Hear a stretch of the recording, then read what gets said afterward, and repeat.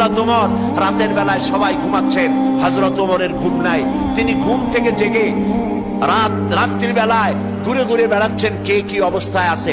ঘুরতে ঘুরতে দেখেন একটা তাঁবুর মধ্যে আলো জ্বলতেছে আর কান্নার আওয়াজ। আস্তে করে কাছে গেছেন, যে দেখেন একটা মেয়ে লোক কি জন্য রান্না করতেছে আর বাচ্চাগুলি পাশে বসে কাঁদে। তিনি ভিতরে ঢুকে বললেন, আচ্ছা মহিলা, তুমি এত রাত করে রান্না করতেছো কেন? এই বাচ্চাগুলি ক্ষুধায় কাঁদতেছে, যদি তুমি সন্ধ্যা রাত্রে রাঁধতে তাহলে তার অসুবিধা হতো না। মেয়ে লোকটি বলছে, পথিক, আমি তো তোমার চিনি না, তুমি তো আমার এইভাবে শাসন করতে পারো না।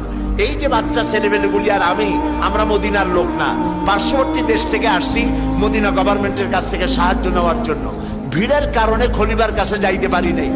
আমার ছেলেগুলি 2-3 দিন না খাওয়া, আর এই যে হাড়ি, ওর মধ্যে কোনো গোশত না, পানি আর পাথর দিয়ে নাড়াচাড়া করতেছি যাতে বাচ্চারা বোঝে যে গোশত রান্না করতেছি। বলেছি যে একটু অপেক্ষা করো, রান্না হইলে খাইতে পারবা। কিন্তু বাচ্চাগুলি এত ক্ষুধার্ত, কোন রকমেই তারা আমার কথা শুনতে চাচ্ছে না, কাঁদতেছে। হযরত ওমর বলেন, এটা শুনে আমার মনে হলো যে আমার পায়ের তলা থেকে মাটি খসে যাচ্ছে। হযরত ওমর বললেন, মা তুমি একটু অপেক্ষা করো, দেখি আমি তোমার কোনো উপকার করতে পারি কিনা। হযরত ওমর দৌড় দিলেন। ইতিহাস বলছি, গল্প না। হযরত ওমর বাড়িতে চলে গেলেন।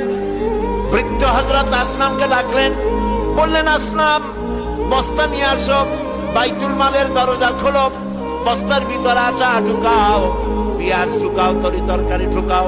ঢুকাবার পরে বললেন, বস্তা বন্দি করে দাও। বস্তা বান্ধা হলো। হযরত ওমর বলেন, আসনাম রে, এবার এই বস্তাটা আমার মাথার উপরে উঠায়া দাও।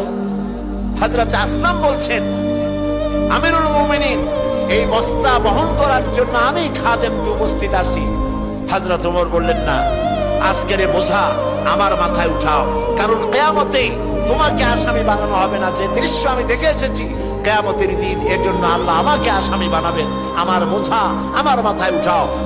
আটার বস্তা মাথায় নিয়ে হযরত ওমর দৌড়তে লাগলেন। অর্ধেকটা পৃথিবীর প্রেসিডেন্ট হযরত ওমর আটার বস্তা মাথায় নিয়ে দৌড়াচ্ছেন। তাঁবুর কাছে গিয়ে বস্তা ফালালেন। বস্তা খুলে আটা বের করে বললেন, মা রুটি বানাও। নিজে তরকারি কুটলেন, রান্না হয়ে গেল। তিনি বললেন, বাচ্চাদের আমি খাওয়াই, তুমি তোমার মতো খাও। 2 বাচ্চা 2 উরুতে নিয়ে হযরত ওমর বাচ্চাদেরকে রুটি খাওয়াচ্ছেন। মহিলাটি লক্ষ্য করে দেখলেন যে হযরত ওমর রাদিয়াল্লাহু তাআলা আনহু বাচ্চাদের খাওয়াচ্ছেন আর তার চোখ দিয়ে পানি পড়তেছে, দাড়ি ভিজে ভিজে পড়ছে।